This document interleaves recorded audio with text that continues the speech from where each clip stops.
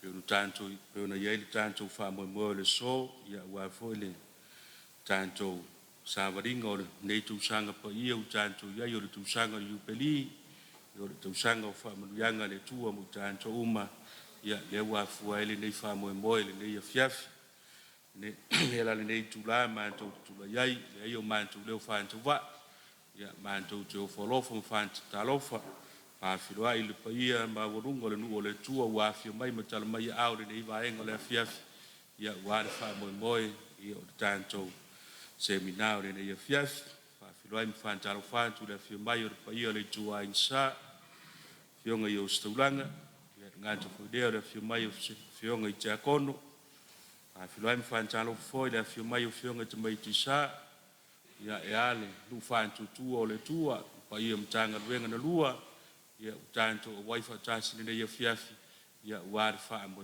pe ona tu boina ya fa tu lu de so nanto lela mataria tanto fa mo nei ya fiafi le ora mataria tanto fa mo ya la fa fio sacramento de eucaristia lungo fa tu fa itulanga yo tanto talo ina lea ya o de talo di fonga ya Yesu de eucaristia ya tuan tu leo le avanoa ya ye u fa pena no filifilia ya wa ya le fiaf yongale mai tu Isaia Evelina ya le ansa noa mancha ya fai lo mo fa pura fo le wingo le nei tu sanga bu tan tu yai ya le wingo le nei le upeli u fa malwina le nei tu sanga ya le ala ansa noa le fionga tu mai tu Isa ye fai lo fa la tele ya tanto ia mo no filosofia i tanto uma le fa tanto tua ia man tanto ola ino le nei tu sanga pa ia u tanto iai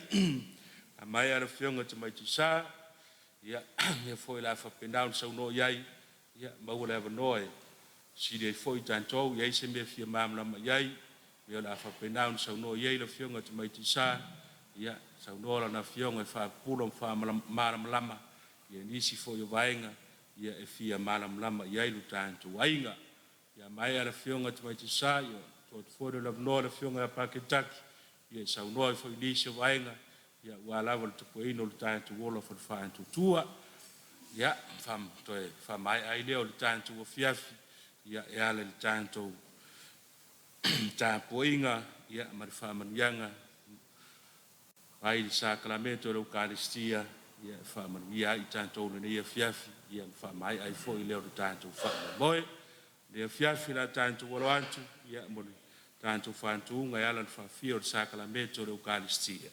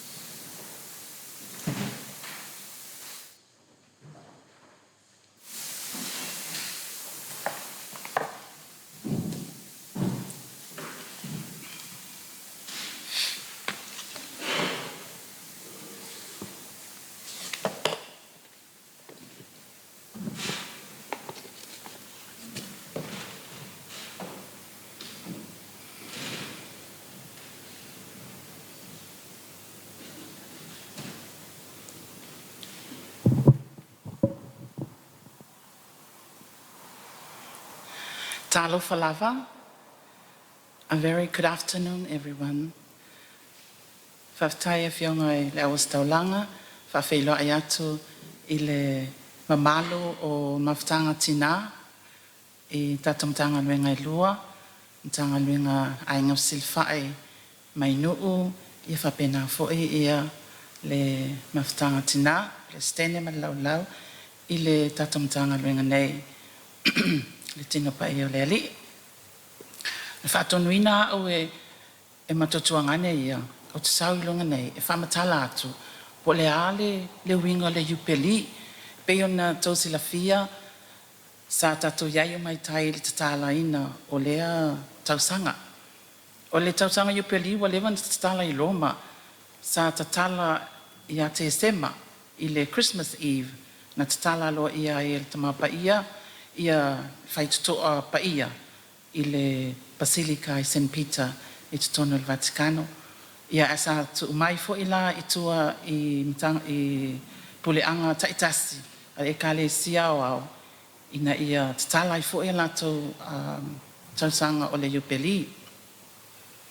Tausanga Yupeli la ale Archdiocese a Samoa Apia, ia le fatu atatala atu le amatanga o Mati. O le Yupeli, o le upu le Yupeli, e sau mai le upu whaiutaia o le Yopel. Ona o le Yopel, o le oti se itulau, le manu fo ile o le oti. E ala la ona whaingoa o le tausanga o le oti.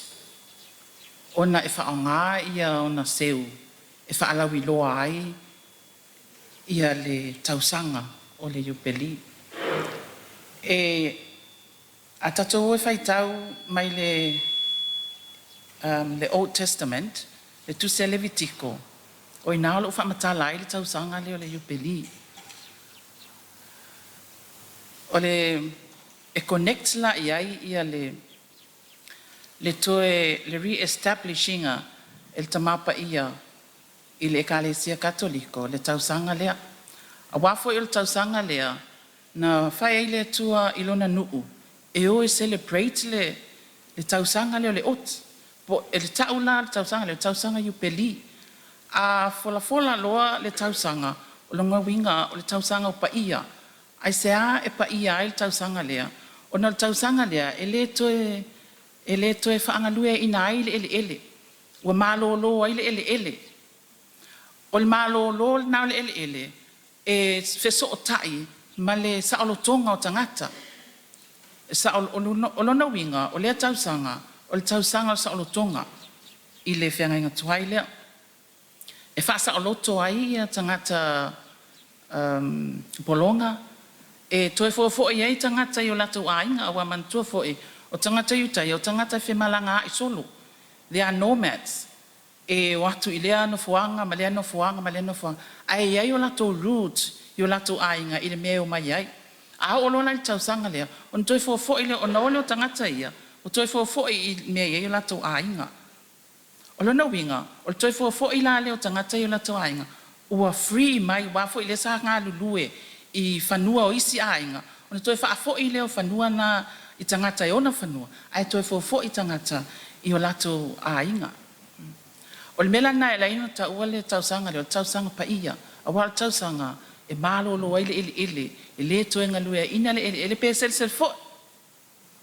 Sa taimi tato o atu iai i le mea lai ona whai le tausanga lea. Staimit on tala no atu leo pātel taki i le ongaonga, not ongaonga, i le tāua, me tāua o le tausanga lea o le Iupeli. O le tausanga o le Iupeli o tausanga o paia, o tausanga sa o loto, tausanga o le whaamanga longa. O te tala inoa noa tia o tangata sa nofo ai tā lafu. O se whailonga lea, po o le manifestation lea, o le anga alofa lea tua i ona tangata. I le history lava la le Ekalesia Katoliko, na toe la langa i le taimi o pope Ponifasio le valu, ma o ia lea sa ato whaina lea tausanga le Iupeli, ina ia whailonga in every 100 years. I le taite lau tausanga ma whailonga le tausanga le Iupeli. Tusa o i le o toe la langa mai ai le tamapa ia na tausanga i le afe tolu se lau. Ia le tausanga le Iupeli lea sa whailonga. E le sa utitono le Old Testament. O le autu lava sa focus ia i le Ekalesia ina ua toe la langa mai pe ua re-establish le tausanga lea o le whaamangalonga. O le whaamangalonga a le atua. O le whaamangalonga o angasala a tangata. O i le sa refocus ia i le Ekalesia lea la ua toe la langa mai ai e le tausanga le Iupeli, lea sa whailonga le nuu o le atua, o se tausanga paia, o le tausanga e sa o loto ai i a tangata. Haluai, ua manatu ia le toa tele o tangata, ua umi tele le se lau tausanga ma whailonga le tausanga le Iupeli. O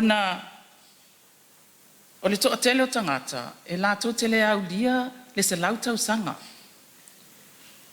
Ona talusanga lea i le pope Clemente na vai taimi, e reduce pe koe koko mai i lalo i a kausanga, e celebrate ai ia le jubilee ia, instead of se lau tausanga, ai e fai i le 5 tausanga. Sa tele ni feu tana inga ta mapa ia i le savalinga le ekalesia i le tausanga e ono whaailonga ai le upeli i le taimi fo i o pope urupano le ono. Sa ia manao fo i e whaailonga i le upeli in every 33 years. E ta i tolusful tolu tausanga ma whaailonga. Ai sea, o na whamaya ia o tausanga i o Yesu na soifua ai ma maliwai i lona tolusful tolu tausanga. O le mana onga leo pope ulpano na iai, ai peita iane, o maliu o ia ele i whaataunuina lea upeli, ai sa whaataunuina lava ia le jubilee ia lea i le afe tolu se lau iwa sifulu, e pope Bonifacio le iwa. Mantua fo ila pope Bonifacio le valu, o ia le sa re-establishinga le tausanga le upeli le tasi tolu se lau. Tausanga ia fe tolu se lau. Le lau o mai ia Bonifacio leiva. O le la ua ia declareina po ua ia whaalau iloa ina. Ia le tausanga le upeli i le tasi tolu iwa sfulu. I le tausanga la ia fe fase lau. Sa le i whaalau iloa ina se tausanga paia o se tausanga upeli. Ai ono le toʻatele o tagata ua lolofi atu i loma e whaailonga ia le tausanga pa ia le afe fase lau wa le wa se lau tausanga i afe mai le afe tolu se lau talo na to re-establish le tausanga le upeli le la ua sau i le afe le tausanga i afe fase lau o le tausanga lana le afe fase lau o i na krantai e Pope Bonifacio ia le mea tau o le Jubilee Indulgence o le indulgence lana le la talanoa iai pātele taki pe a o taimi e fio mai e whailana whaamatalanga. O se tausanga fo ilea na amatai o na grant pe au mai aloa ia il tamapa ia le whaamanuianga lea o le whaamangalonga lea tua e awala mai kalasia o le tausanga le upeli i tangata e whaimalanga atu i Roma a wale celebrating o le tausanga le upeli. So, i le tausanga e afe fase lau lua lima, wa umala le afe fase lau lea, e le i declare ina, but na grant le indulgence. I le tausanga afe fase lau fitu lima, o i sa whaangata i lua ina, o na toe celebrate i le upeli, mo i le every 50 years. Ma o tausanga muli na whaailonga ai ia le upeli in every 50 years, o le 1450. A o pope mai ia pope Nicolao le lima. Ina ua tupu le taua Napoleone i le afe varselau, anga i le afe varselau lima sifulu. Sa le i whaailonga ina ina ia ni tausanga upeli. O no le taua lea, whatu ato e announce le isi tausanga le upeli, il tausanga e afe valu se lau fitu lima. Mai lava la il tausanga na e afe valu se lau fitu lima. Se iau o mai il tausanga nei na celebrate i lava il tausanga upeli i le tai luas ful lima tausanga. Ona o le manatu lava leo tamapa ia male e kalesia se lau tausanga, lima ful tausanga e to atele lava ia tangata whaatuatua la tau te lea ulia ni tausanga o le upeli. Ai peita iane o le tausanga le upeli, o se whaamanuianga, ma se whaamangalonga a le atua, e ala mai le kalasia o le tausanga le upeli, e mwhai o na maua uma e tangata whaatuatua uma, pe a whaapea e whailonga le tausanga. So, e whaafewhea la o na whaalawi loa, ai o ai fo ila e whaalawi loa ina lea tausanga. So o se Jubilee ia, po so se tausanga pa ia lava, e na o le tamapa ia lava po le Pope na te whaalawi loa ina. E awala mai isa na tusi aloa ia e taua o le Bull of Indiction.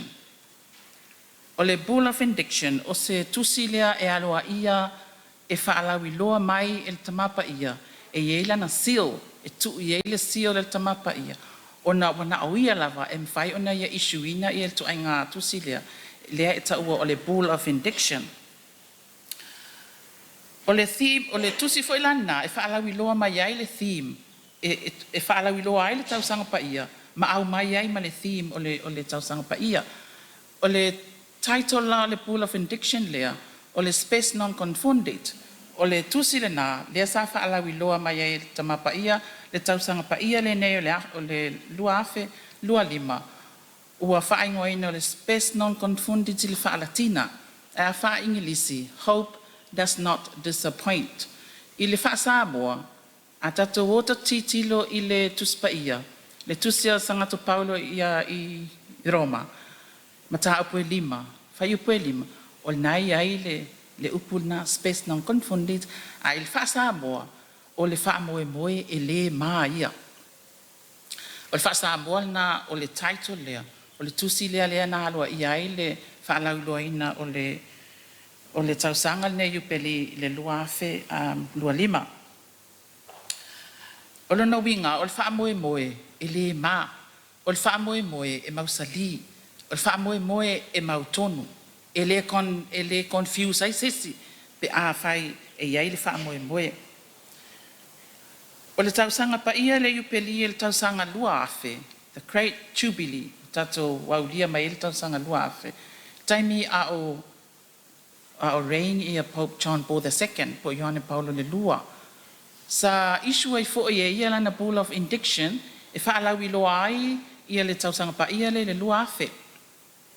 Ma o le title fo ila o lana Pool of Indiction lea, o le Incarnationis Mysterium, a wa o Pool of Indictions uma, e sau uma i le whaalatina le ngangana le Ekalesia Katoliko, o le Incarnationis Mysterium, o le misterio le o le liutino tangata le upu, o le winga le o le po le Mystery of Incarnation, o le winga le o le tusialoa ia lea Pope John Paul II, le sa ia whaalawi loa ai le Jubilee le tausanga lua afe. Ai le tausanga nei, o le Pool of Indiction a Pope Francis leo whaailoa mai le tausanga nei, Space Non-Confounded. O le tusi lea e te maua na lo walu lava tai lungo lo kuko ia le Jubilee 2025, veo sofi uma mai e lunga ia tusi nei, ma mea uma nei lea na prepare mai loma, ina ia savavali e il tato Ekalesia nei tausanga. So, natu watu le tusi natu teo e su e mai lunga ngau le kuko la, o so mai lunga le tusi, e iai umanga ngana o lo iai, ia tusi o lo iai mara ngana ingilisi. O le Space Non-Confounded, lea ua whaalawi lua, e tausanga pa ia lea nei o le yupeli lua afe lua lima. O sau noa mato e whawhangu mai ai e le tamapa ia le sau noanga lea Sangato Paulo i tangata Roma. O le wha moe moe e le maa ia. O le wha moe moe whai mai le tusia Roma, o le wha moe moe foi e le maa ia. A ua wha malingi mai le alofo le atua i o tātou loto e le anganga pa ia, ua fua aina mai ia i tātou. O le autua le tausanga le nei upeli lua afe lua lima, o le malanga sā i le wha moe moe. O me tāua lava le tausanga o le upeli o whaitutoa pa ia, po o Holy Doors. E masani lava o Roma lava ia ia whaitutoa pa ia ia e wha. Main Basilica sia le tato Ekalesia o lo itutono o Roma. O Sangata Petelo, itutono il Vaticano, o Sangata St. Mary the Major, itutono lava o Roma, St. John the Lateran, ia ma St. Paul, i whafo atu le wall, o le silia Main Basilica, a le tato Ekalesia i Roma. O whaitutoa la ia e wha, o Basilica sia, e te tala lava, e iei le whaitutoa, to a tatala lava pe a celebrate i le tausanga leo le yupeli. O le extraordinary Jubilee le sa whaalawi loa Pope Francis i le luafes fulima. O le theme o le nā tausanga o le Year of Mercy, po o le tausanga o le angalofo le atua. I le tausanga na luafes fulima, sa tatala mai i le tamapa ia i tua i le Ekalesia o au i le lalangi, e talai ei whaitutoa i tutono puleanga. Te le lopo o tau mana tua, na talai whaitutoa i tutono Samoa i le nā tausanga yupeli. Extraordinary Jubilee, o na ele o se tausanga yupeli, ai ua whaalawi loa mai Pope Francis le nā tausanga. Ina ia toe te patau la i tangata i le anga alofa o le atua i le tangata. O nā whaitutoa, o le sa tatala i le whaitutoa i cathedral, o le whaitutoa i lungai mālolo le lei, ma le whaitutoa i sa whotula whai i sa whai. Tolu whaitutoa nā le sa talai i le extraordinary jubilee le sa whailonga i le lua fesful lima. O le tausanga la nei, ona o le ordinary jubilee, ona o le tausanga lava i o le tausanga le jubilee o le lua fe lua lima. After 25 years, talu mai le tausanga lua fe, o le ordinary jubilee la le tausanga le nei, le la o toe fo i lava, e na o whaitutoa lava i loma, e talai le taimi lea. Ona o le masani lava le ekalesia, a whailonga le tausanga le jubilee, e pilgrim o matangata e whai uma i malanga sā tangata e o i loma. Ina i ulu whale i whaitutoa nei e wha. O le tausanga nei, ona o le theme o le tausanga nei, o le malanga sā le wha moe moe, o le ana malia mna awail tamapa ia, e tatala le whaitutoa o le whale pui pui tele lava na i loma.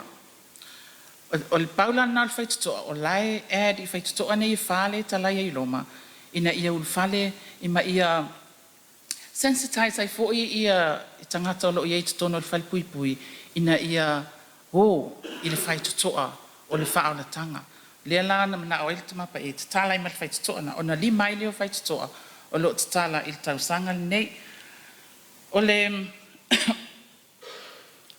o la le wing o le me o fai toa la me le fai nei me o fai toa pa ia a fai tausanga nei a fai o tausanga Jubilee o tausanga o Saulotonga tausanga o Whaamangalonga e Whaamangalo mai le atua Whaamangalo le tangata i o na usua tangata Salamoa moni o lona winga o le fai toa e tasi al tatu fai toa e na o Yesu Keriso le fai toa lea e te tui o na tatala mai lea o le fai toa lea o Yesu Keriso o lona winga e tā ua ia o mene u whaitutoa pa ia i le tausanga nei o le Jubilee.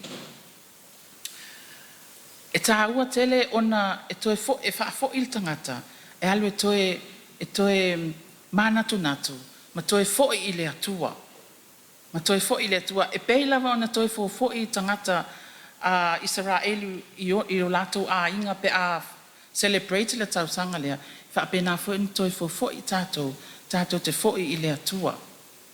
A wā o le atua, o ia leo le whaamangalonga, o ia lea i whaamangalo. Tātou te tui iai mō le whaamangalonga o Yesu Keriso lava lea. O le whaitotoa la. Tātou te lea tilo le whaitotoa, o le whaitotoa adoa pe le whaitotoa lale. Ai tātou te ulifale ona o Yesu Keriso o le tātou whaitotoa na. Tātou te manatu natu o Yesu Keriso le whaitotoa na o le ua e ulu. E te tui ma e ulufale i te tonu e te maua i le whaalatanga o Yesu Keriso. Wa ato whaina mai le tamapa ia a Papa Friends, e na o le pau le whaitatoa tātou te ulufale iai, e na o le whaitatoa le cathedral. Ona e na o le pau i o falsa, o loo whaatanga mai le tamapa ia, i whafo atu o Roma, e mwhai ona whai iai i a pilgrimage a tangata katoliko ma tangata whaatuatua, ina i o lato, ina ia ato atoa i elfa manuanga lea o kalasia o le tausanga o le Jubilee. E pei ona whai atu mōmua o le theme o le nei tausanga o le malanga sā i le wha moe moe. E le tatou logo, mero te vai atu i le tu mai le logo.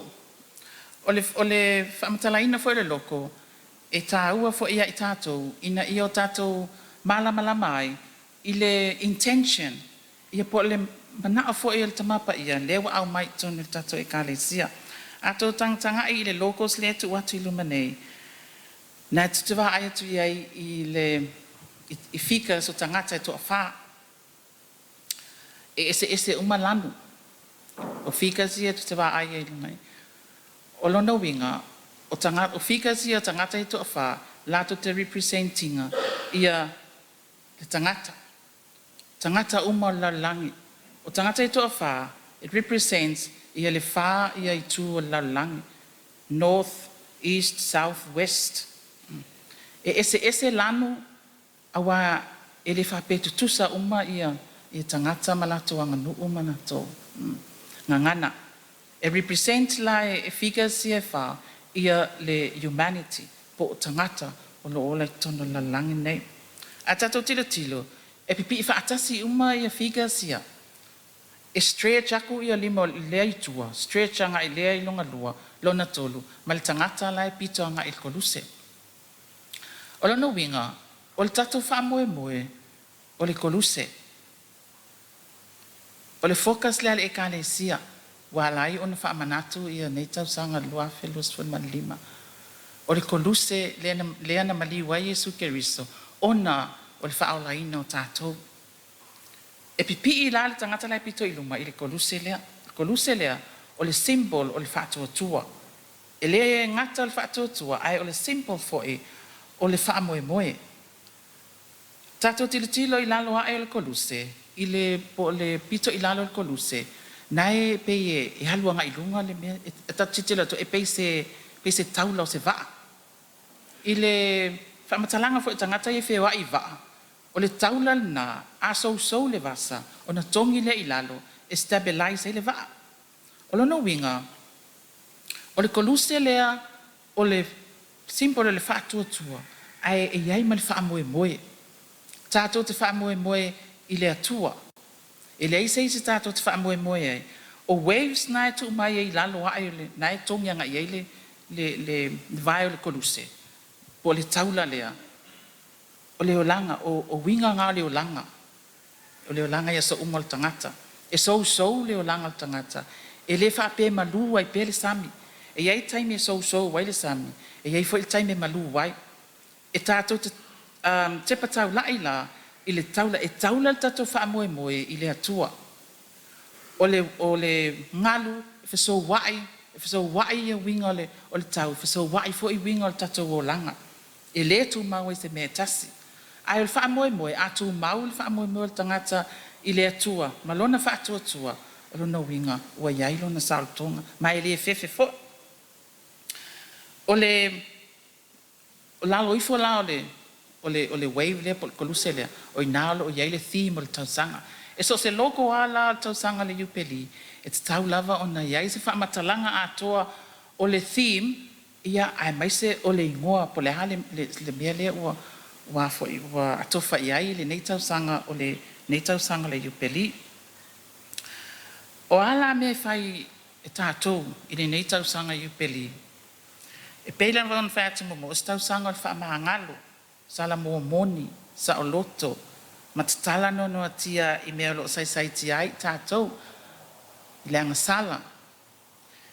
Stai mea lumon tala no atu leo pātele i le wingo le indulgence, o le whaamangalonga le atua e awala mai kalasia o le tausanga upeli. O tatou maasani tātou te whaalongo i upunei o le tatalo, mo moli mea ti ngā, mo le tongi sala, whaamangalo masala mo moni. And for us to be able to receive ma obtain matalia ia le Jubilee indulgence, it's tau ona iaia tatou ngalwenga whai. O lo winga, o ne ngalwenga, it's tau ona whaisau ngalwenga alofa, i lista ngata. Te alu te se tangata matativa. E le whaisau til tae au, ai alu avelo whalau e ai ele tangata mativa po se tangata fo i to te san whanau, e le lava whasoa. That's a charity work. E te alu e whaila ngalwenga na, o le ngalwenga pitasili lava, o lo whaamangalo lea i le tangata, o lo oita ia te oe. O le aunga lava na mal whaamoe, o le whaamangalo. O le si mea e tau ana whai, o le tatalo lea mo le tamapa ia. Kofesio. O tele lava ina tau mou watu le tā ua, o le sakameta leo le kofesio, e tonu le tato e kalesia. Awai le misa sa, o mea umai o te whai atuai, o mea na te tau on tatou whaia. Ina ia tatou, ina ia tatou whai on tatou maua, ia le indulgence, le whaamanuanga lea o le tausanga na i lupeli, a wa uma tausanga na i lupeli, wa uma fo, e le toa iesa mea whapena. E na alpau neo le tausanga, e whai ia tatou ngaluenga ia, ina i mwhai on tatou maua al kalasia lea. O longo winga e tau ina e awai le misa sa ma receive le Holy Communion, receive le Eucharistia, confessio, tatalo mo tamapaia, recite le creed. E mwhaina e whaia mea ia i taimi ese.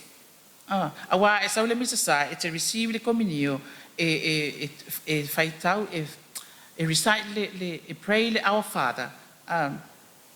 O isi mea, mwhaina e alu e whai lisi falsa, pe o mea umana e te alu, fai le cathedral, wa le la aru te ulu fai to le cathedral. Im fa o mai loau, te alu te misai, fa o mai e te talo mo le tamapa ia. O mea o mai ia, ai mai se lava o lou fa amanga lo atu. O lou fa amanga lo atu I lista ngata, ma ia e sala mo moni o e iau lava nga sala.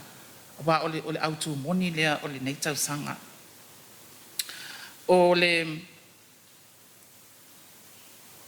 nei tausanga o le Yupeli, o le tausanga o le whaamangalonga.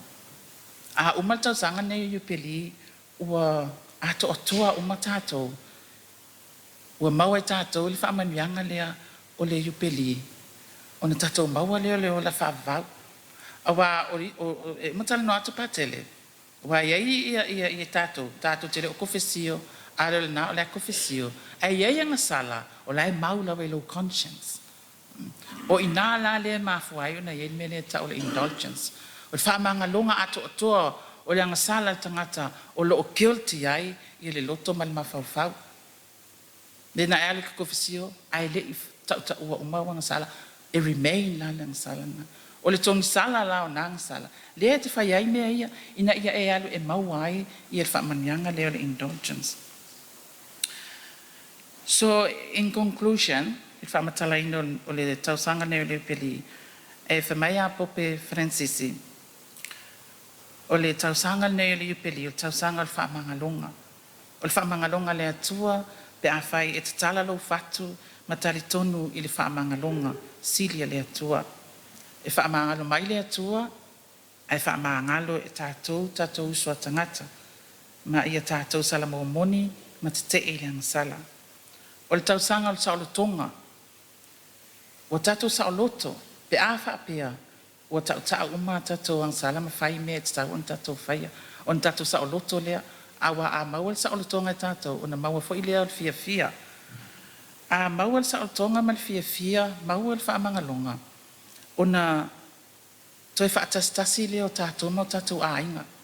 Awa o tatou masani I Samoa nei, e whaatoa tatou whailoa I lava in taimi un whaavelave, o ina whaatoa aftau talatala a isi. Tangata. Mais tangata o lato a hainga. E le whapea e nao tātou e mawai mea everywhere.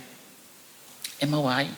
Ai o le loto whaamangalo, o na sa o loto moni lea, o ina i le sa o loto moni o tangata, pe a whaamangalo, o na toe whaalelea iai leo a hainga, ma toe nofo whaatasi a hainga. Awa a whapea e maua o mal tangata I a nei whaamanianga, o na lato o atu lea I le atuanga o le ola whaatua e te tono o ia lava ai mai se o lona lava a inga. Pei ona whai mai a Pope Francisi, let's fan the flame of hope. Tato o e watu le alo iafi o le whaamoe moe. Tato o e watu le alo iafi o le whaamoe moe I isi tangata, ai mai se lava tangata o lo pangatia. A me se lava tangata o lo pangatia, e le mawhai unta tau iloa o lo pangatia ni tangata, pe a whaapea, tātou te le asi iai, tātou te le share iai le whaamoe leo le atua. One of our spirit a mātou nei, le au miso ngare whaakokua, o le afo ia tamaitai sa, o le grace and faith in joy, grace and joy in faith.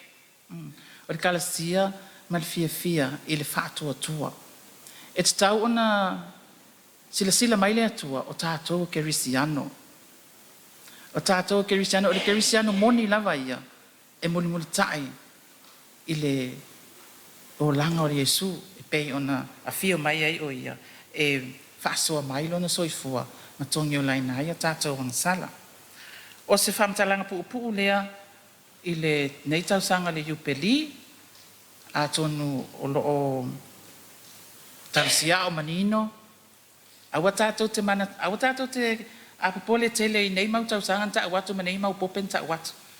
Pau lava le mea focus i tātou.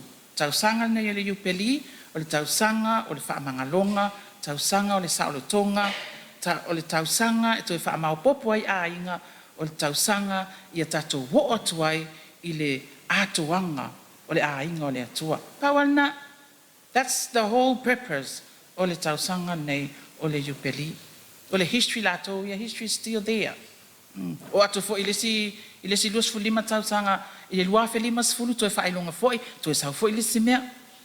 A ne tausanga, tatou focus o tatou wha moe moe, o loo na o Yesu e le tatou wha moe moe. Awa a tatou wha moe moe loa i se tatou maalosi, se tatou poto, le ase me o ia tatou te le maua, le fia fia ma sa o tonga, ai mai se lava, o wha mangalonga lea mai le atua.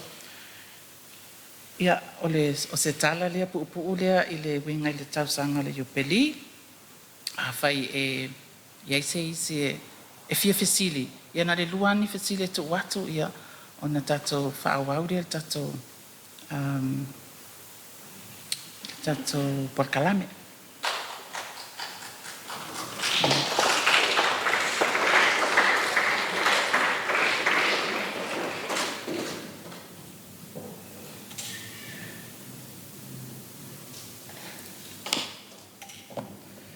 Ya, atu no lo mala malama. Ya.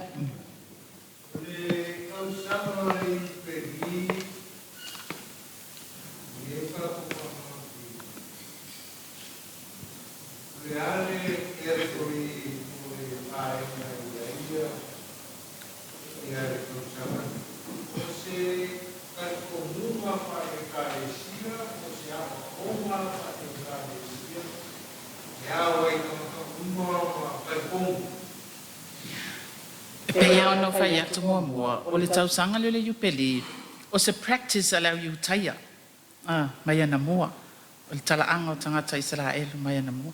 Mai a e fai tau le Levitiko, luas fulima, i ona e fai tau waila ia leo, na e sau atu a ina le talaanga o le iupeli.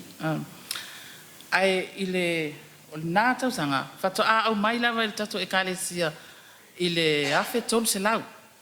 O ina le na toi la langa mai e Bonifasio le valo. Ia le tausanga na le whailonga le au iutaia. O na mai e lo lea, pau ale focus e le kalesia o le tausanga o le whaamanga longa, o le saolotonga. Peila o ina lea wa interpret tai e kalesia, ia le saolotonga lea, le liberation, le freedom, lea sa o le practice na le au iutaia na vaitau. Lea la wa au mai le kalesia, turn into a Christian feast. E whailonga o le iupeli, o i foi e au mai ai, ia le kalasia whaapitoa le atua, e tutono le tausanga lea o le iupeli, pea ona whai atu, mua sa ta i se lau tausanga. Ia sa wai lima siful tausanga. Ia sa wai, ia le wa lusful lima tausanga. So every 25 years, e whailonga ai ia le tausanga lea. So e le o se tausanga, fo i le normal year i tutono le tato e kalesia, wa na o tausanga after 25 years, fato a celebrate ai. Of course, o ngai ale kalesia le au mai. I pay it derives my ile feast le ale au iutaia. Pei ona sau le ile whenga inga tuai le vitiko. Ya wame vermani ya oe mama la toi na kama ngi. Ya hao karibu le usamo e ma ya ma ya onga ya e kalisie no cross e pa pero se le popire ma mo guarda ma e vai ma e ne kau karibu e pa o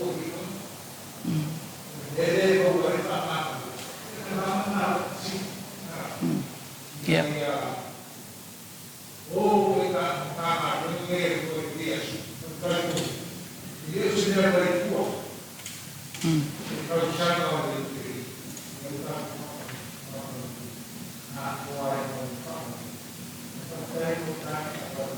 Yeah, have time.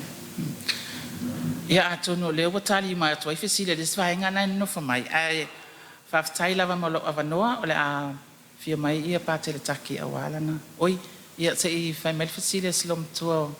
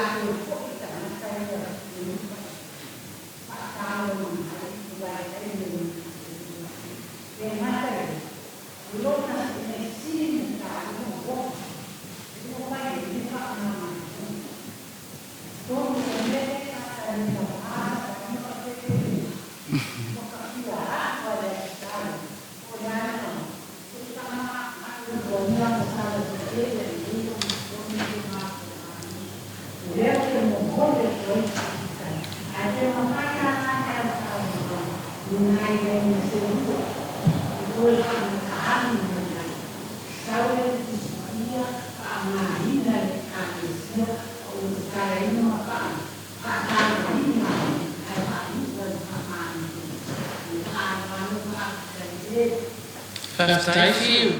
Ia pea anō whai atu e tele anō nai me e whai el tangata ina ia talia ai ia lea whaamanuianga. Ai mai se lava o le whaamangalo atu I e o ita mai ia te oe. Ia inga luenga charity work o tatu malamalama o mai I nā mea. O le amese fo I taimine o le whangafulu. O taimi fo ina I whai ele almsgiving. E tolu mea ia whai mai tatu e kāle sia tau te whai ele whai taimine o le whangafulu. O le almsgiving po o le foai atu I tangata matativa. Ia po o lo walu te asiasi tangata mamai. Po lo walu te asiasi tangata lo whal pui pui. Wa o ngadwenga alofa uma ngadwenga ia. Ia o le tatalo. O le tatalo ia fo I le vaitau nei o le whangafulu. Ina ia isa savalinga o le whangafulu e fruitful. E fua mai. Ia umane le whangafulu. Wa sui, wa ia le suinga o le tangata. Ia ai le o le umo o le whangafulu. Ia ala e whaawau lava le tangata tuai. Pei o le mea nā le push mai e le tamapa ia. Ina ia tatou ola ia whaakerisiano. Ai ol toi ola pei o le o se kerisiano. Wa le kerisiano moni lava ia ia. O le alofa. Wa le alofa fua mai le akua kako alofa fua foe. O le alofa mwha maangalo. O mea ia lua pitsilion taua. Ia whawhitai lava molo avanoa pātele. Ia tuatu lole avanoa ia pātele taki whawhitai.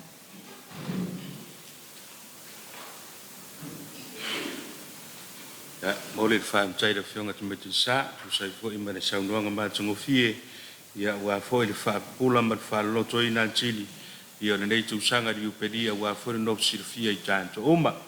Ia, mo le māntou toi fo popo, toi whaalaulua tili la whionga te meti sa, ma le nopu silfia I tānto oma, le o silfia ma lama la whionga te meti sa. La whionga te meti sa ia Evelina o ia lea lewa avea malo ia le tānto pureanga. Ia le ua ngalue o ia re kene loa le tāntou puleanga I Samonei. Ia, le whaamtai o leo whau maua na nia vanoa le neia fiafi. A lama se mea te fia mana mai, tu la fono le kalesia, le ua maua le vanoa le whionga te mai te sae te whaavisili iei.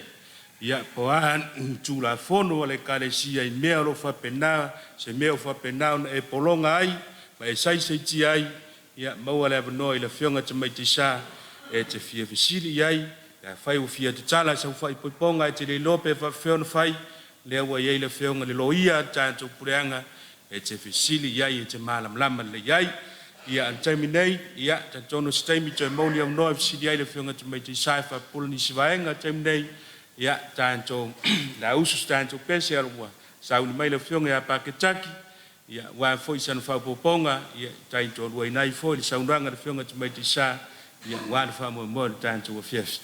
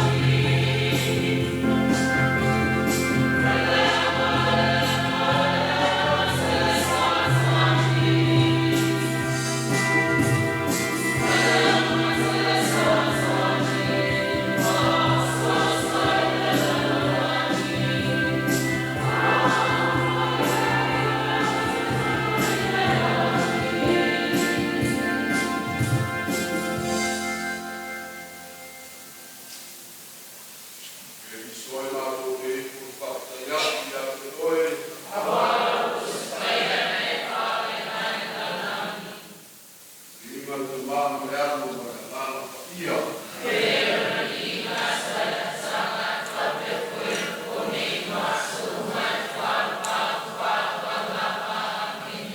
E li soe mātou te ifung whapta yatu i a te oe. Vingal te mama le alu ma le nganga pa ia.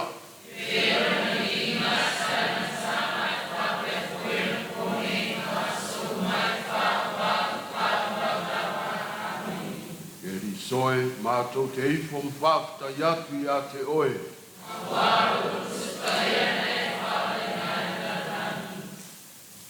Vingal te mama le alu ma le nganga pa ia.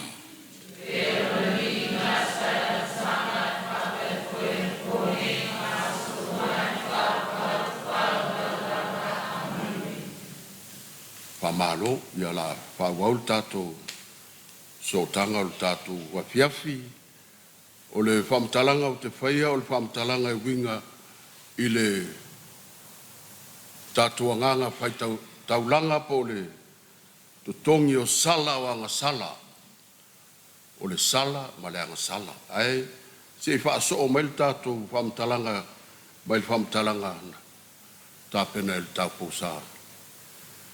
O le upeli sa varinga e alaina whai le ekalesia. O le whatalitalinga o Iesu o le apio mai. O le singanga le ki ringa misia kako. Ke mire ka ke iai. O kar ke le whalawela. Vai ve singa lai kupu mai pa. Ngase ka mapai. Wa fiu pope whalang sisi e kangi aku i malo losi e iai e kaulau. Kako wabai.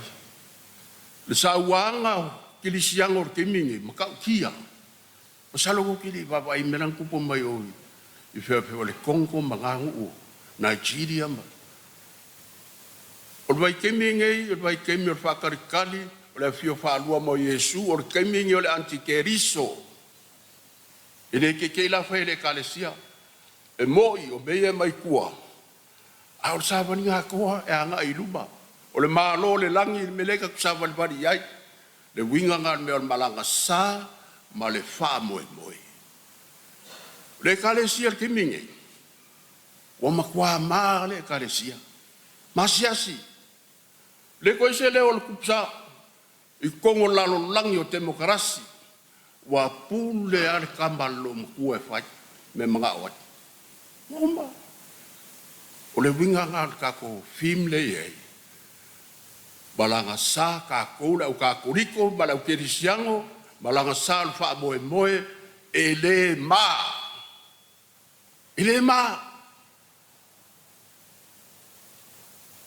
o le amkanga langa o pa amkala lan mele ma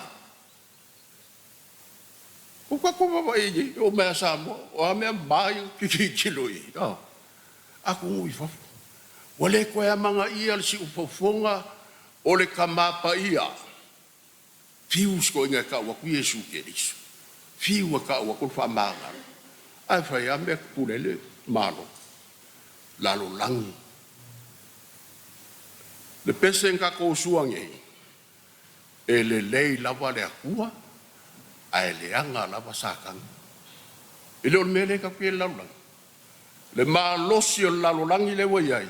O le anga ngu o le oki. Sakangi, amaka mai loku, fa polkiki, saul fa social, economic, o mai kongo cultures. Le ukako kikilo ye. Ele fa pela, fa valea, le meu foi de kalesi. O le kausile savaringa, tradition. Lo sulima kausanga fai. A ele winga anga iluma. Masalo akako kikilo e mele fa mai pakayo. O mengi e mua mai luma. Ele ia fio mai mesia. Mea malai ka kikilo nge ia. A le mea peko siling masi yasi el kangaka ele lelang common sense. O le sui o le kangaka le winga o le upu o le saalo konga. Fa mangalo mo le saalo konga.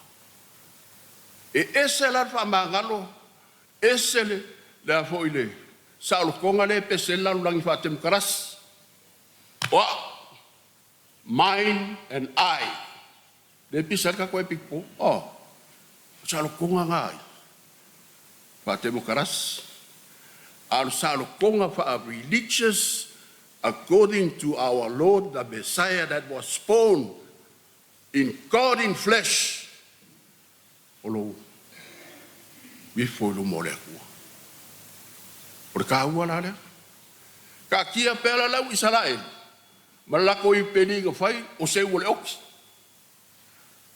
le peli fa ke disiango o le peli o ka mai ma moenga fasia I lunga ole la au masiasi le koruse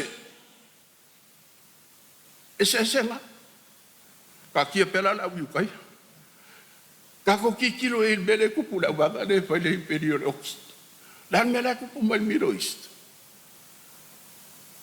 le se fa magal e fa yo la u kaya fa yo la muslim ka u ya soma le koko masa ka maki ya le mele kupu mangi sudia ka no fa yo ka ko uso ko fa finge ka ma ku ke di siang pule nga mai le la uma ku le sis fukol ka sanga pule le ma fa le si alapi sola ilusia ai mai la ke lis mai ola ko ola ala ko fa ile pe nga malo le nga le lua ma singa le nga fa il kala le pe pelo a makat fa si kingo ke disia va son ke nge ka lofa mai ko ngo fale ele me fasioki ka makua ka welea fasioki fa finge kenye pepe angu oleoki ole wingalanga le fia fa bakala ko ile pedi longa ka ua e kusa maongo pongei okay fa maila le fam kalanga ole pedi ole ko e fo ko yo roots. So what is our roots as Christians? Wa men kako pa vai mai lo wolang. Ole ama kamele ma sia si ko ilalo. E kem fainga fail mele mai Yesu. Kau sanga nge le pedi e kau e. Avese umoe lo fi sili lo fi akua ai pe yo Yesu. E kem fainga ma pe fama o lalo lo ka pe o Yesu ele foi ngo fie eu foi aqui o le fie sili a o le menga le kangi mele le pedi can you forfeit yourself because of Jesus e foi nga foi a foi ele ya pe a foi sieme o le kaula le lalo le pe fa ke le la u pam kalanga le fia fingi mo kako o le kaula o le koluse ilunga o le masiasi pa fa esa o le feka yo la muslim pa fa ko fa mai o le ko se si ese a fa koluse ya la o ma te mi la ke le karia Yesu a o oe mau pe o le upo sanga ko Paulo o ke mika ele koluse o lo wari le fa sa ka roinga o nga wa sala o le na ko e ku mai o le o roots nga ka ko pa kerisia o le ko e ku Yesu o la ke lo me o mo yo la pisi wai lumar ke me makala le fa ko muri o le fio mo le kamai ma boe nga fasia ya e fa ela nga justice le ku ai wo ka fa va verme kimingi o oe mole ku me and him dela wo mai la bongo ka ko kam fai ole anga ka ua la vole o mengel indulgence o le lame ke masia siloa e ka ngo fa mo wa lalo o ya oe nga o le kua ke fa mo e boi ai la le pola sa kus ma la yer ka ngaka e fa mo e boi ka ngaka ai manguia le kangaka e wha moe moe i le atua pesera pa. O manangu sia upa. I lumba la o le aka le le maa losi o langa ngu o le oki le wei kongo lalangi. Le la kula i mai o e maa. Wala au bia kākou e whai so kākou sao. A wanga le kalesia. A whai wale ango e kakai whafu. Ango mai oi. O le kakalo la. O le au penga rea. Ar ka ngaka o masiasi. Wa e kikiro mai reku. Le lai a makaika ko. Savaringa po ile. Whamkalanga lengi. Kau ke kangi le lang. O e kako malo siang. O Yesu le Mesia. Au kawharo i long ki ngapa ia. Le a whawhingi o siona o ia o le tina. Whawhikai kako pure anga. Wa makal sa waringo i uperi Samoa. A makal mawhikanga ki ngā.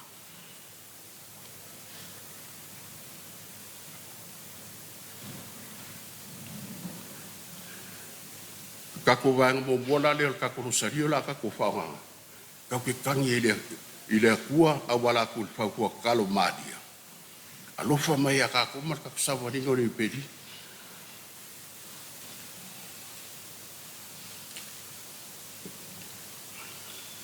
O le mawhauwhanga mo muala. Mawhauwhau i le kong sala.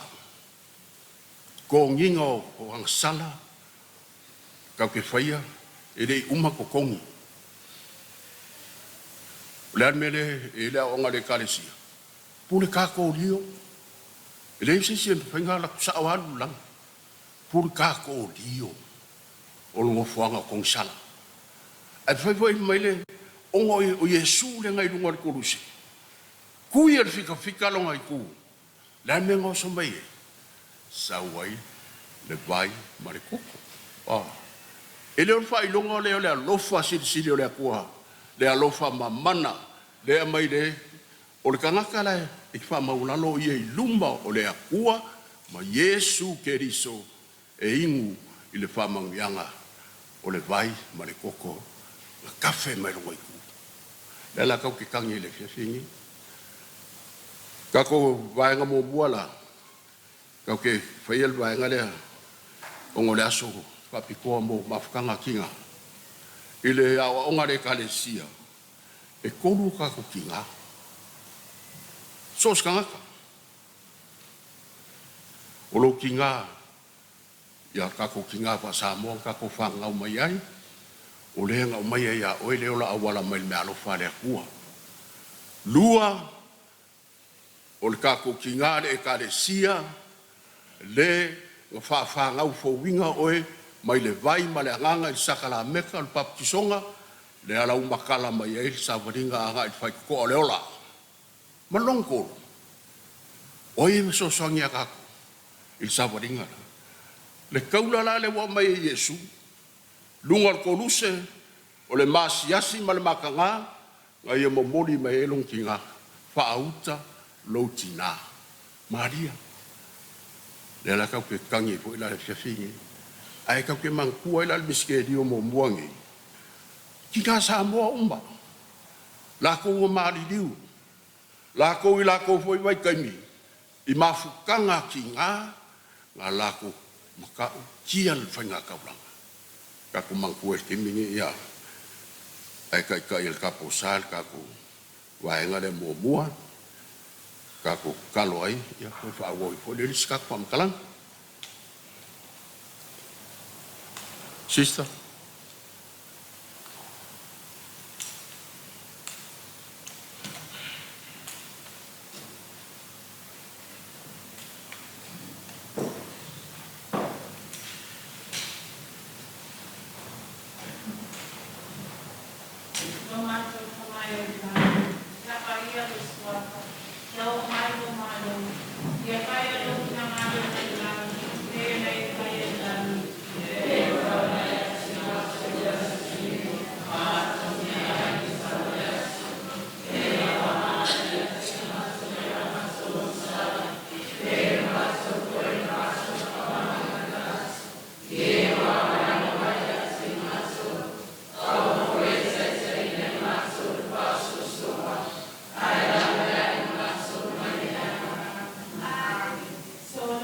Mario Tumukai Kansia, Yate Oiladi, Mania Westine Uma, Mania Yesu Polo Walu.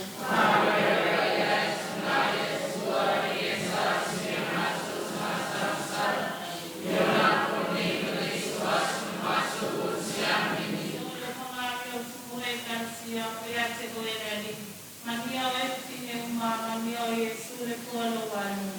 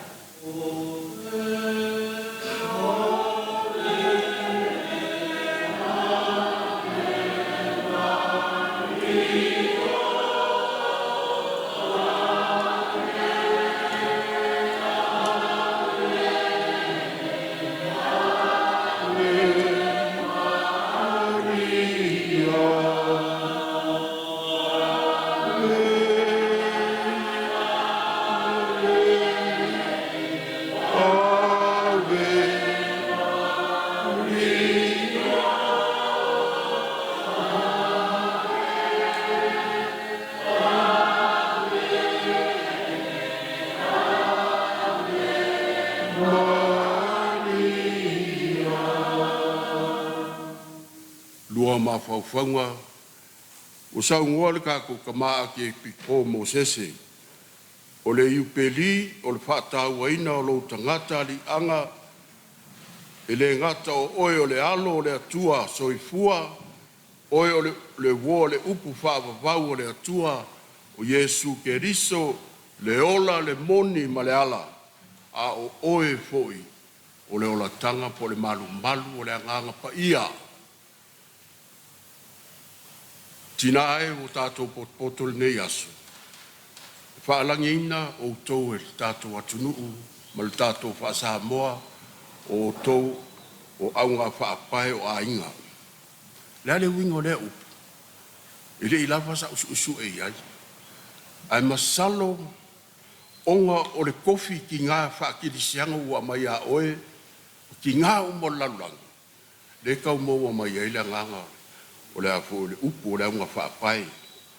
O tau aunga whaapai o ainga o le pae ma le auli o le whaaloalo o le wha Samoa e pei o le misteri o le tastol pa ia. O le anganga pa ia. O le aunga whaapai o le atua. Aisea. Afo e o ia lea whau e le akua. Le upo le akua ngā alanga. Ai ngā mā ngā ku le akua. Le mā ngā ola. Le anganga pa ia. Le kongula le miskeli o le kangaka soifua ma lalulangi a koa. Le al kofi o koutina. O le mele ke whaalangirangi o ko aunga whaapai. O kou ia le sosoangi le akua i le whakaunguinga o longa manga onga i le whakoanga i e tena i a kupu ola ola le ainga kangaka. Pangalea, ongor ki ngā momo ia ewa, whaososoinga e le ngaka, le sākangi, leang koe sui al manguiang ku mai au ko, ku ke whangawhangau, le langai uele, whangawhangau male ti ngā.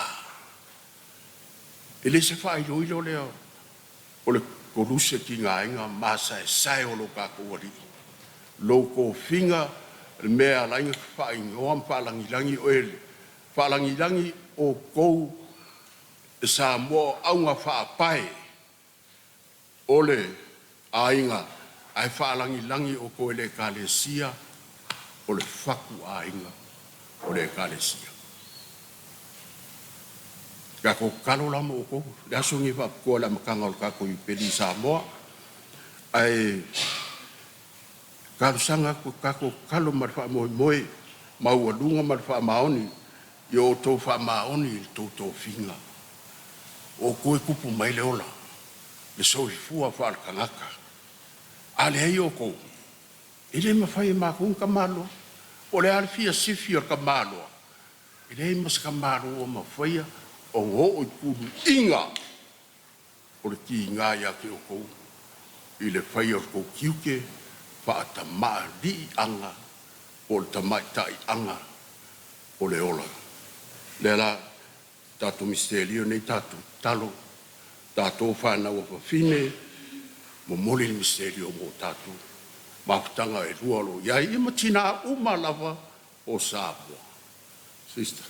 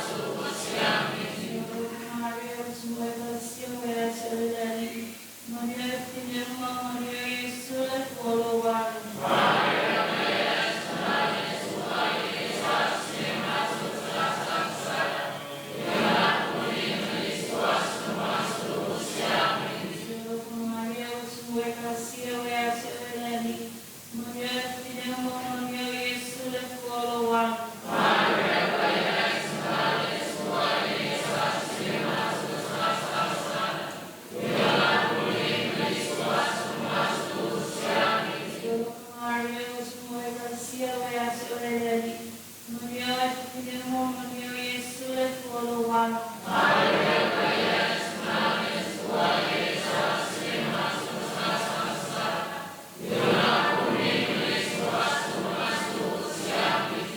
Maria, su ecclesia, vea su eleni. Maria, finiamo, Maria, Gesù e puolo wano. Maria,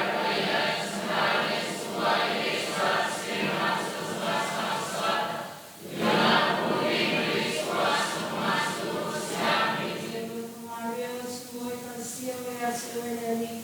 Maria, finiamo, Maria, Gesù e puolo wano.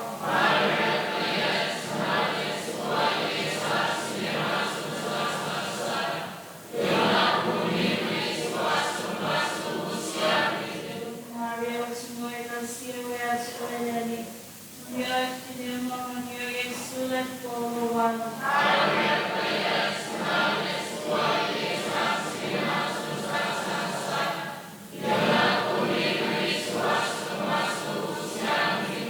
Maria, su ecclesia, vea su eleni. Maria, finiamo, Maria, Gesù e puolo wano.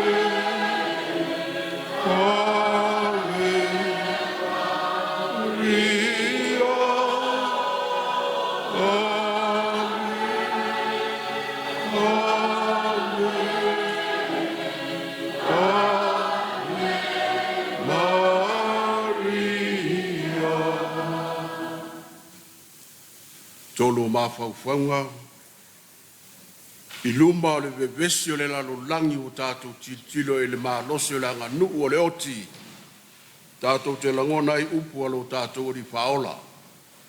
O te le isau e au mai le file e mu i le lalolangi nei, a e o le pelu i le lalolangi. Finangalo pa ia o le atua, le matau tia o le tātou atua e le mwhai sisin tafi e sea. O le alofa lea o le atua o whaari mai pe, le asu ma le asu. Me le tātou te pese. Wana pape e moni la le upu lea Yesu. Pa mai le upu o le tusi. E mawhai o na o tangi i whale fitu o angelu e o mai e pui pui la usaparinga le laurangi. E le whaia. Asea, o le alofa o Yesu ia i tātou tangata angasai. Ia tau nuu mena alaina fio mai lalolangi le nei. To i lalo, popo, ina ia mawhai ele fina ngalo, ia to e maua lo sao tonga, paa le lotu. Le nganga le atoa.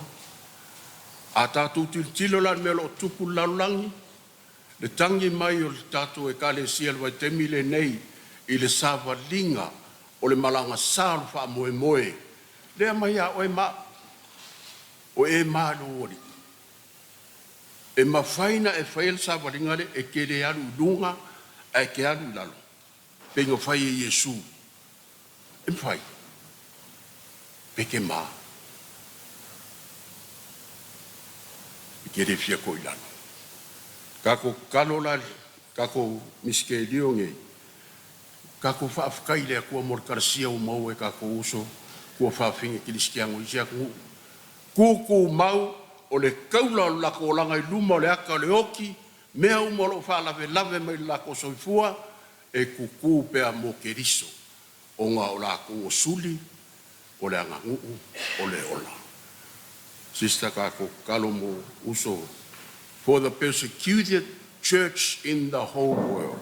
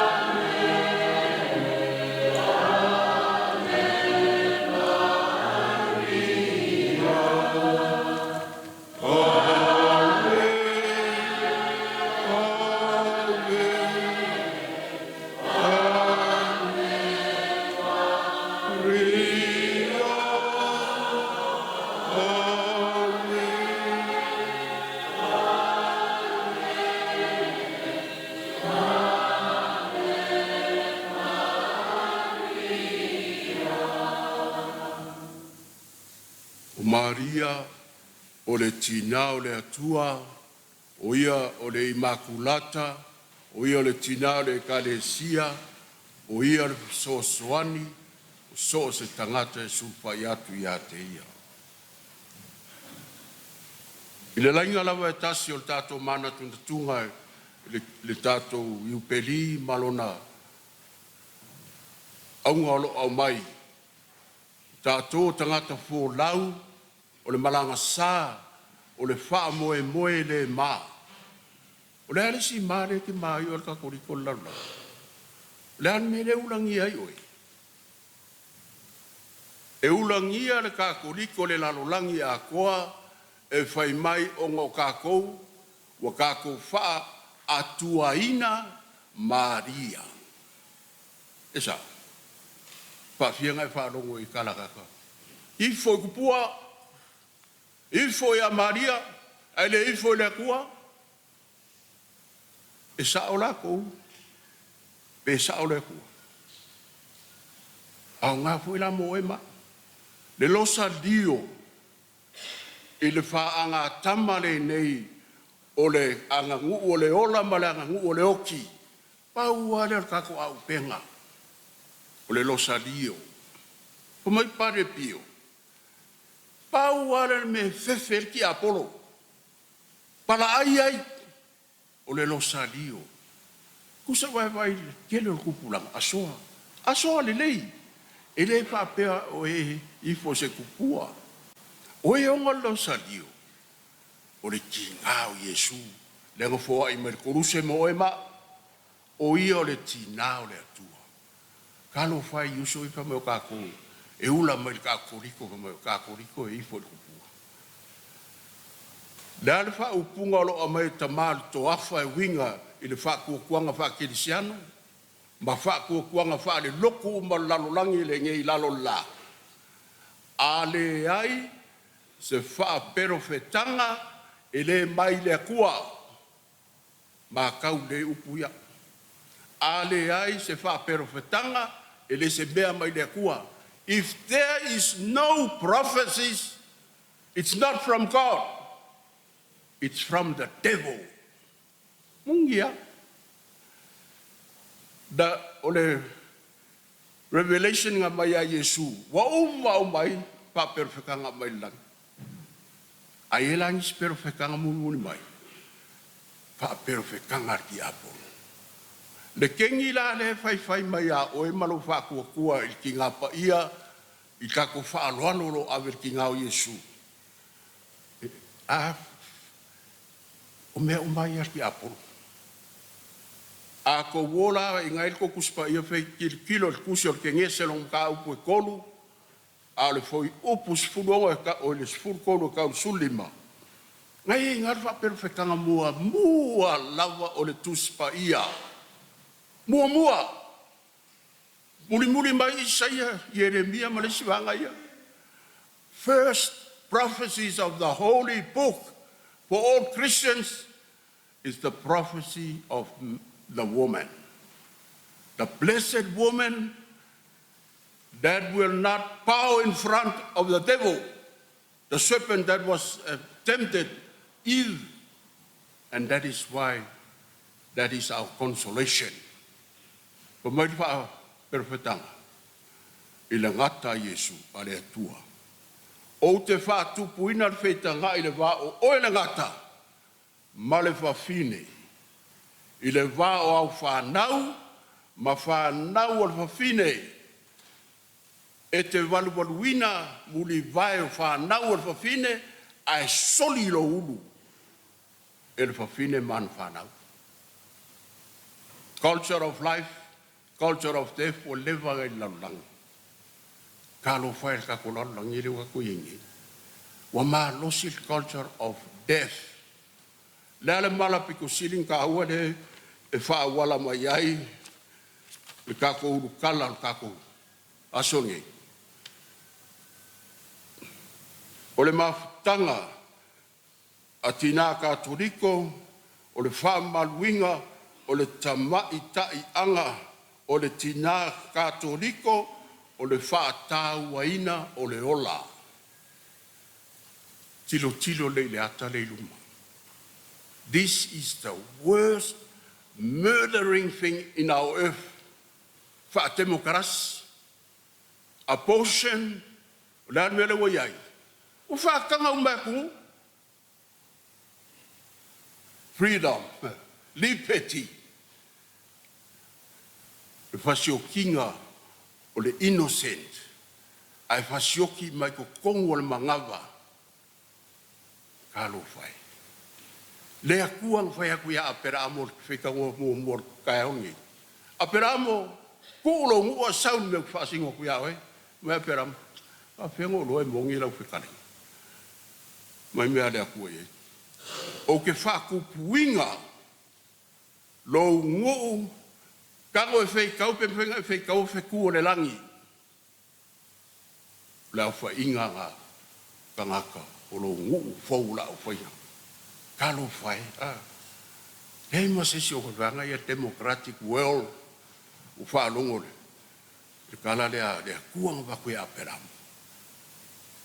Ngi pepe ko ke rola fa ingo ka maki fa sioki mangavo la ko kinga la langia ko ai musa America over 5 miliona nga fai ka maki pepe ko nga fusu mai ale kangi mai ai mama I love you please don't kill me oi la fai long kinga Hawaii ka wengi ka kia fai aku ka kalo na kiskiango ilu mai ngal melenga mu me fai la poshe a mai le ku vai awa aku soriale ula fongo malo ai malo ki apolo le ngangu o le oki ka komba ku yai ka ko fa kai le ku le malo fa le ku mai si o tato Pasifika ai mai se ka ku samo o menga le ke ku ai ka kangi ku ile pa o mai le vanga le ole fa ka singa o le EU fa ka singa Europa o mai fa pele mai sa mo duas fu ka sangka wat o mai Malaysiaki be fia milion wa ku siaki le ma a ia ko fa ka nganga le portion sa mo dar kala ku le pang pai over my dead body pa kai le ku e alofa mako kai ya sa mo mang pa kuva kasi makeriso malanga uleola kako kalol kako vai ngalong fali ngei wala udia le kai fongo wafkanga kingai nu ta ia kako kalo mo kai kamuki umaya wa mali riu mangavo la ko kinga ai maise kako kalo ile kuwa lo fangia ngai ngai fu kinga pa u ku le nga salama ku ya fa ma ngalo ya la ko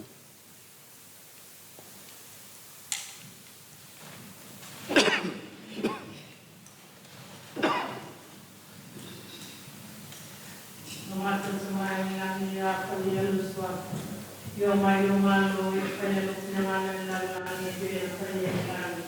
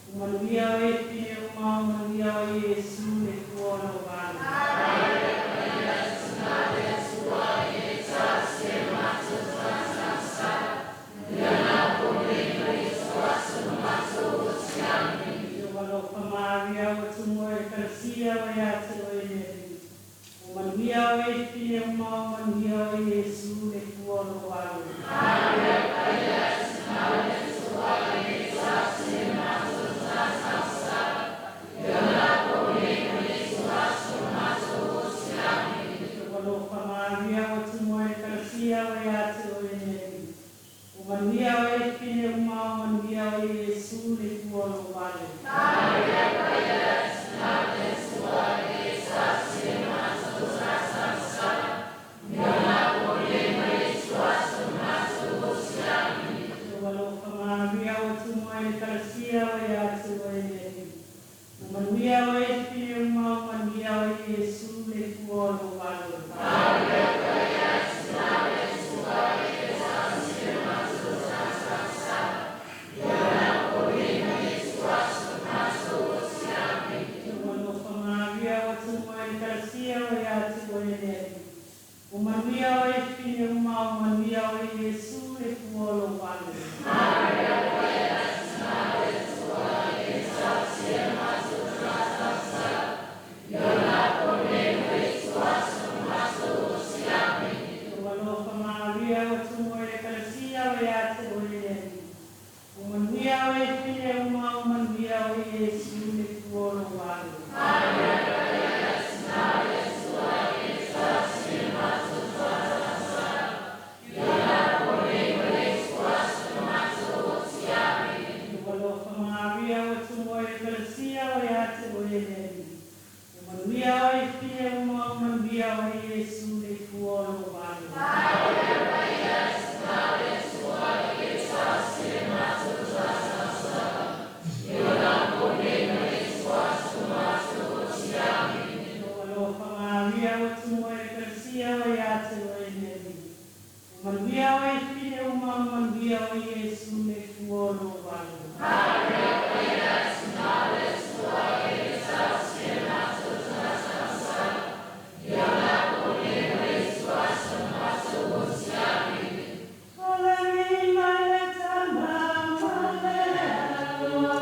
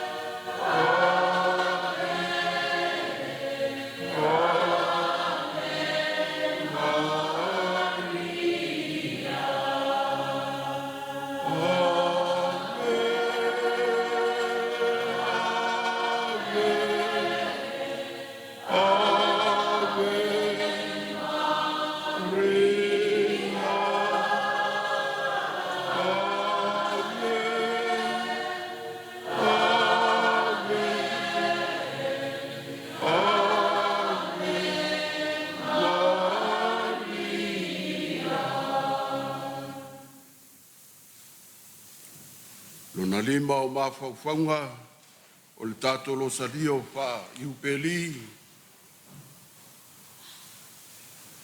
I le tele ni saunoanga Maria poni ana whetalainga I Kongo le kuspaia.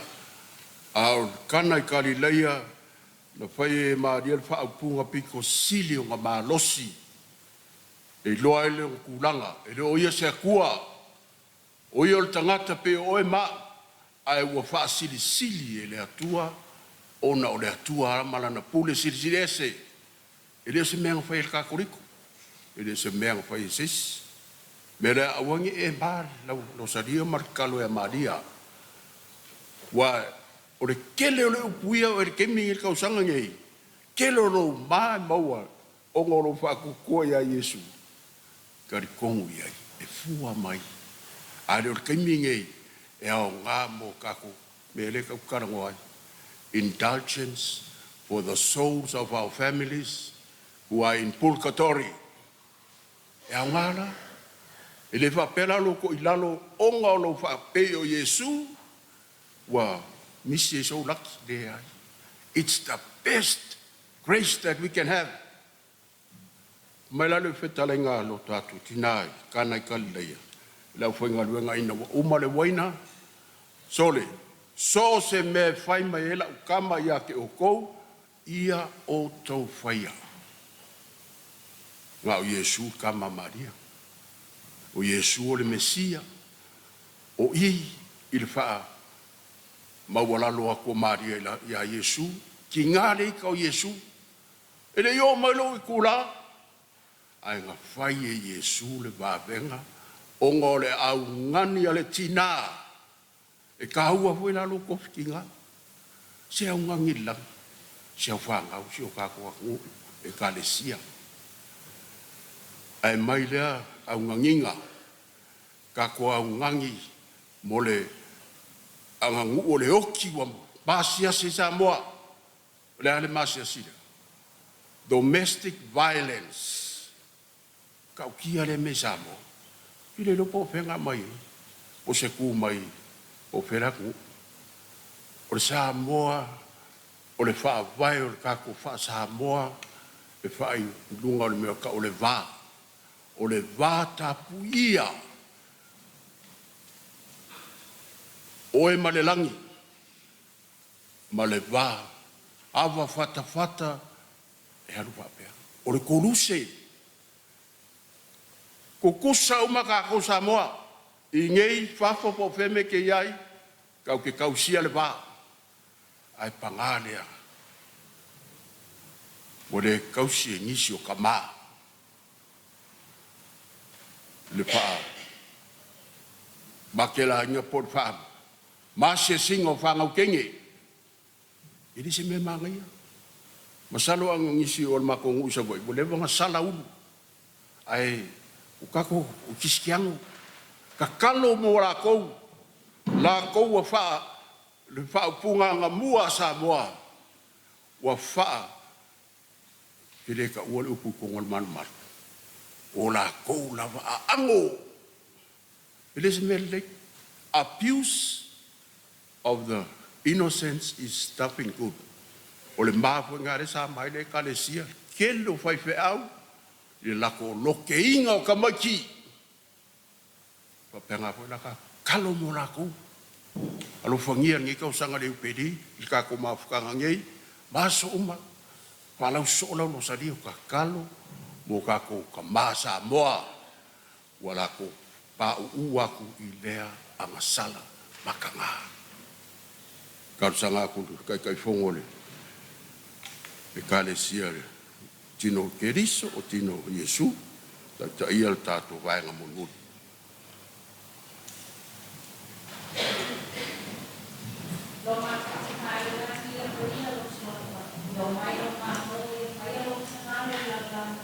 Io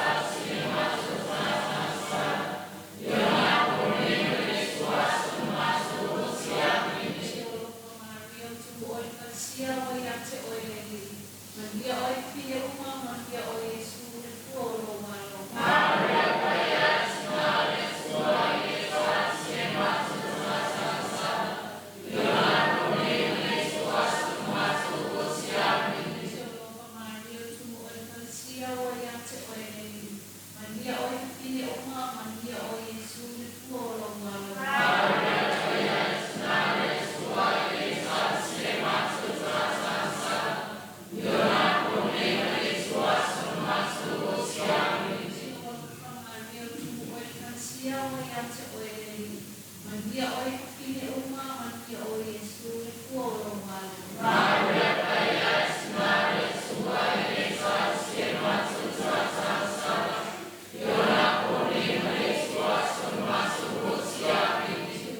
Maria o tu o e kasia o ia te o e Maria o e kine uma, Maria o ne Yesu e kua o lo wale. Maria ka Yesu, Maria sua e sa se matu sa sa sa. Yona koni Maria sua sa masu o sia piti. Ole vina e tama.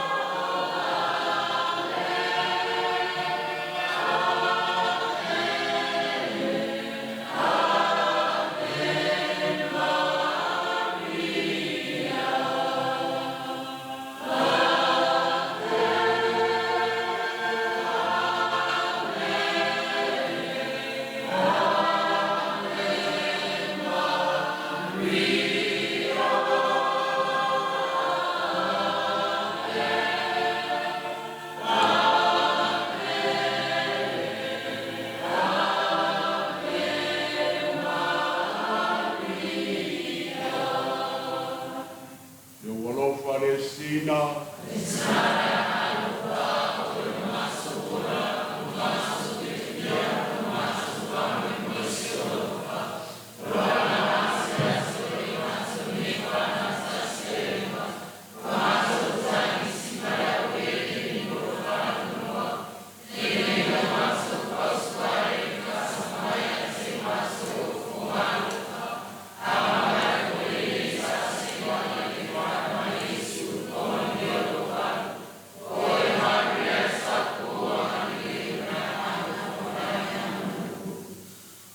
Tātou whai al tatalo o le iupeli i le ngana Samoa.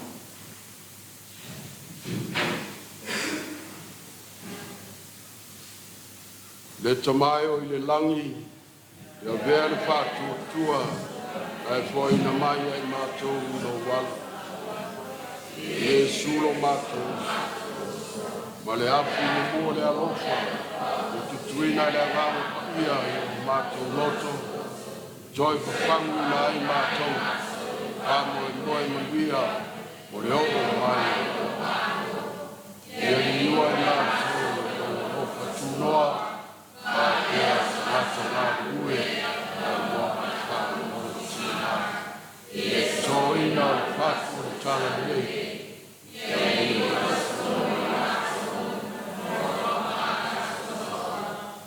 Whātua moe ora, o se langi kou.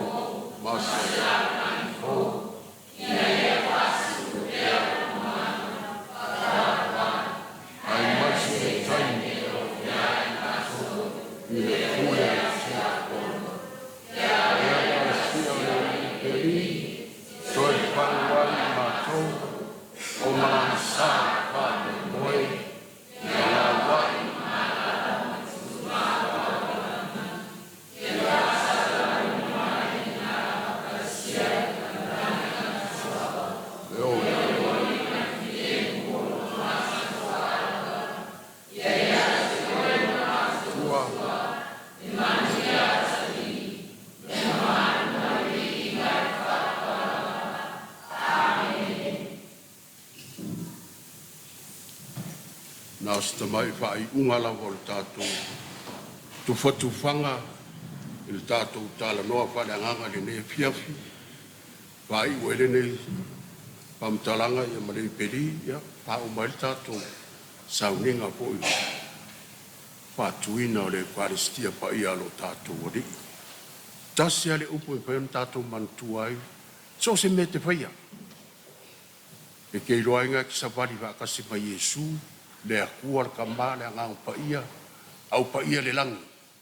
Mai le mau a Yesu. So se la e kei loa le la au mai lo na fua. Pauanga. So sau kanga e whai. Pa whenga i loa leke sa wari langa ngu o le ola. Po leke sa wari langa ngu o le oki. Kilo i le la au e ongal fua le e whai. A whai e fua le lei. Longo wingo le la au le lei. A whai e se fua le anga. Longo e o manale mea. Pa malo le kako au wainga. Pa malo si au. Nisa waringa pa moe a ki o kou. O le malosi o sa moa. O le tina. O le aunga whapai. A le ai se kinga. E hoki o mare langa. Si o ka maa. O ka furkaka malosi sa la pai la aso. A le aso e sa o ilma ko kinga o i vai mosu. O, ia pia. Po mai e sa ulu aso. Ai o mai o koru aso e le lak. A makang fasi makon makoko i. A le ai le tina le ainga. O ai e suru e. O le aunga whaapai. O le ainga. O le aunga whaapai. O le kofi a langang pa ia. Ia mangkua ni aso. Whamaro whaafukai. I kako a makanga ho e me sauinga. Kako ke usika i ai le pule. O le kiwa mai le kalesia. So se me fai, e mai fai. Reng mako. O le pule ale atua. A wala mai Yesu la waposkolo. La waposkolo. Ko sfulu marko lua. Ma pe kelo lo se eile. Ko foa pe sanga pe kelo. O lo i loma. A fai o le upiri wa mai. O le male lenga ar kupsa. O isi se koe whaming crates. Kasil pule. Peo Samoa, e kasi le pule. I le lau. Soa fol te maa malea. Malaka o pai.